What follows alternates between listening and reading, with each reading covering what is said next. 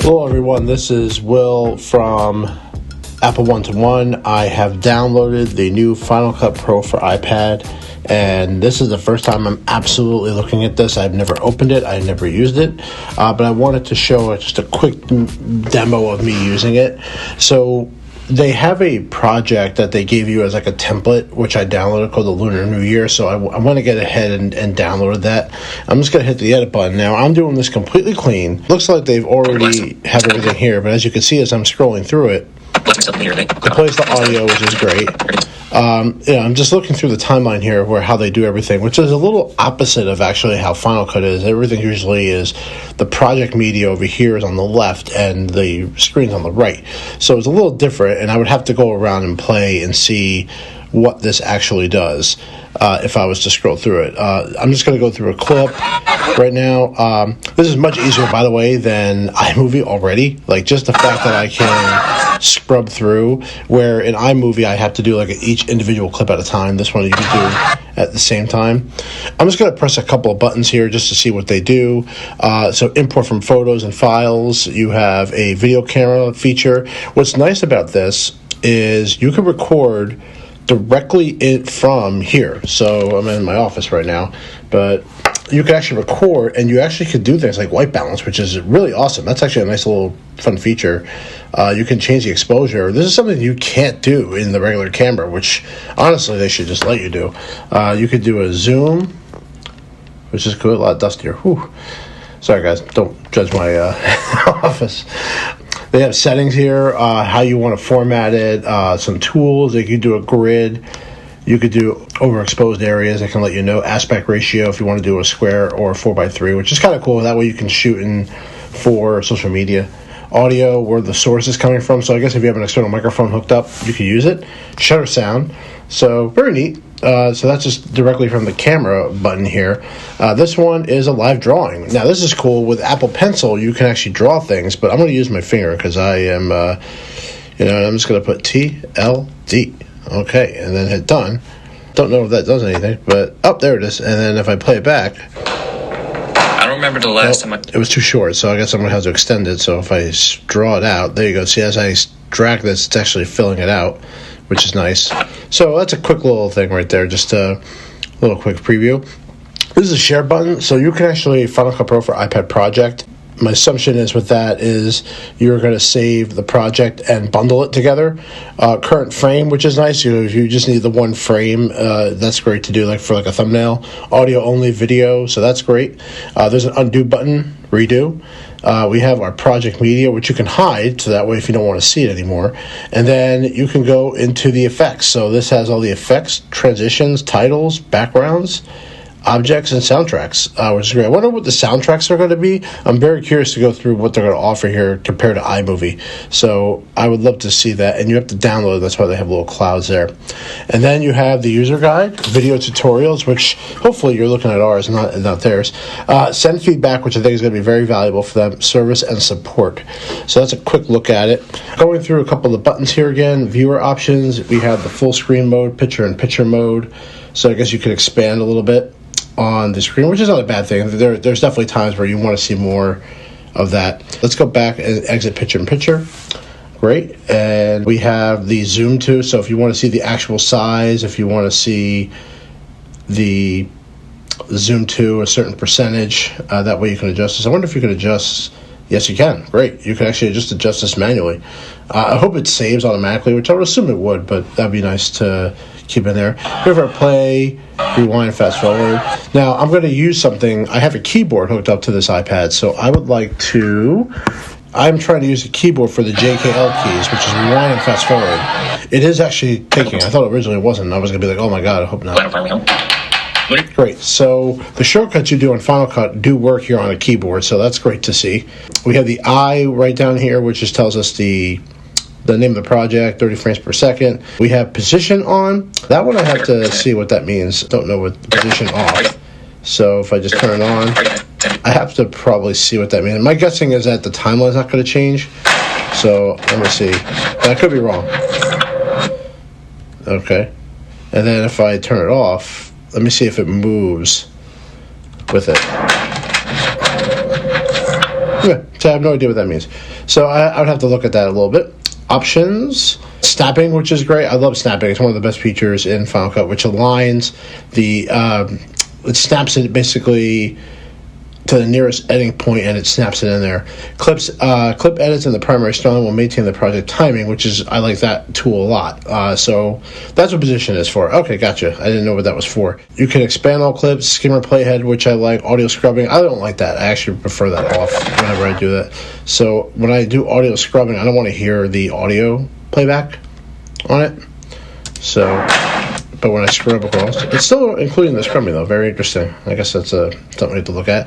This was one of the primary things they like to talk about, is where you can rewind frame by frame, which is great. So if you just want to go back like this and go forward like that, that's great. However, I know me, I'm going to use the keyboard a lot, but if you don't have a keyboard, that's what this is for. And you can actually change, oh, I see here, it's changing the clip itself. Okay.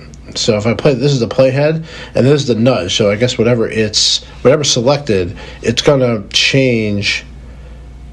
It's gonna, let's see here. Nope, that didn't do it. See, I gotta play around with this a little bit. Sorry, guys. It's just, remember, my first time opening it, I never played with this before. So we have volume controls. It does have a full timeline. I'm going to just knock this up. There's a little ribbon here. Give me a little more room to work with. You have your audio size right there, so you can see it's bringing up the audio waveform in there. And specs. So what this is doing is it's looking at the clip, and now I could do things with that clip. So if I want to speed it up, I can to like 125 per second. So it's doing that clip. Video quality, doing normal frame running. So we'll have to play around with that. Reverse playback, so if you want to do like the reverse clip, so now it's playing the clip in reverse. Correct. Reflect and celebrate. Yeah, it's going backwards, yeah. So, and then color conversion automatic, and then you can manually choose like certain qualities. So you can see it's adding a conversion. Now this is, I think, great for if you're converting formats. So if you're going from HDR to SDR, because sometimes when you're going to have a mixture of formats, this is something that you have to do. You have to add some kind of like a conversion, and sometimes it may look too bright. So just something to look at. They have an animate tool, so you can actually animate. Right now we're looking at the opacity, and there is a fade in. Now this is actually kind of nice. So you can actually fade in and out the audio. Usually you have to go in the timeline itself, and you have to do it manually. Here they have it on the side, so it's an extra step, but also this actually isn't a bad idea to do that.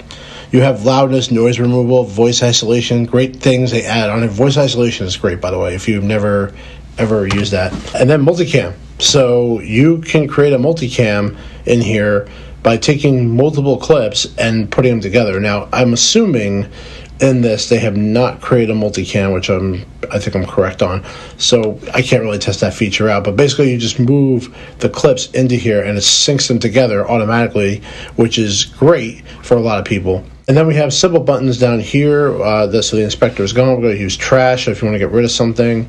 If you select a clip, there's a check mark which lets you select multiple things at the same time. So that's a great way to do more than one if you want to delete. Right, and then this is, what is this doing? I think it's is that a transform tool? No, what is that doing? I have to play around with that. Sorry, I don't know what that does, so I'll have to play with it. There is also other buttons here. You could do clip, you could do range. So if you drag across, so you can do the range instead of the whole clip. If I click on it, so if I click and drag it, see it's moving it in the clip. But if I do range, it's now selecting a portion of it. And you can do things like delete, and then it deletes it. And then you have edge. So it goes to the edge, and what it's going to do is it's going to shift the edge. You can shift the middle point of the cut here and kind of move it around. So that's what this part is for. So if you want to time it a little bit better to music, that's what the edge tool is for. So yeah, this is actually quite cool. My plan is I do these next day edits with brides, and I think I want to use this as something great to do as far as that goes. And then just to do a quick export, just to see what it does. Video, the quality, the codec you want to use resolution wise. Normally, like I do a H.264. That's more for like Facebook and things like that. I usually do a 1080 color space. I usually keep it SDR. One thing I will probably have to download is effects, because I don't know how good the effects are in here, and how I'm hoping they have some really good stuff in here.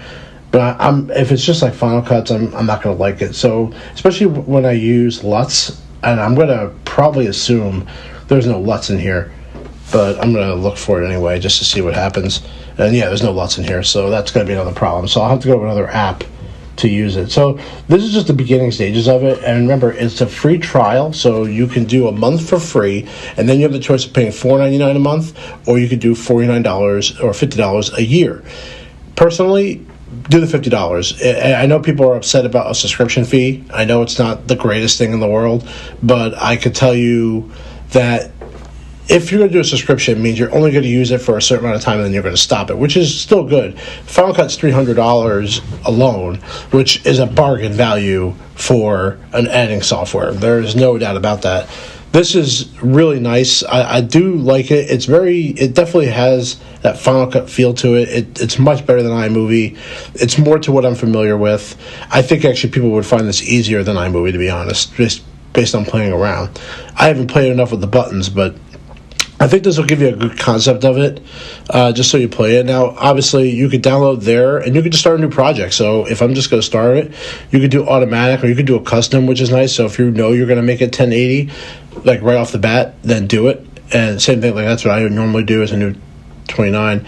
And then it tells me I could record with the camera, import with photos. So I'm going to allow access. And then I'm just going to grab a couple of clips, just so you can see a couple things here.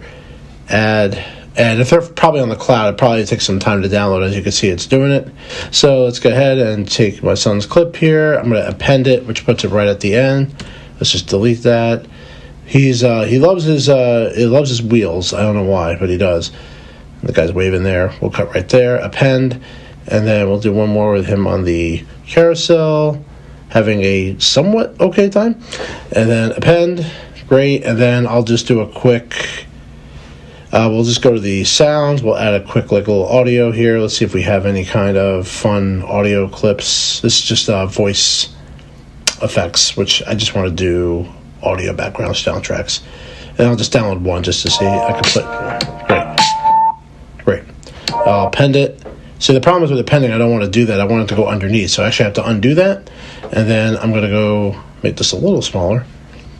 The problem is I can't see the sound. Like I want to see the actual sound, like edit the actual part of the actual thing. So I'm going to connect it at the playhead, which I'm going to have all the way back at the beginning. Connect, and now if I play it back. You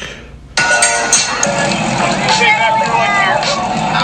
everybody. Everybody can see you. All right, great. And then I'm going to see if I can blade this. So the next thing I want to do is I want to cut this down and see if that does anything. Okay, so that's actually, we're going to undo that. I'm going to hit this button. Yep, perfect. That makes that very easy. Okay, so now I know what these buttons do. Whatever it is at the playhead, it's going to do the beginning over there, or it's going to do the ending. So now I know what that means.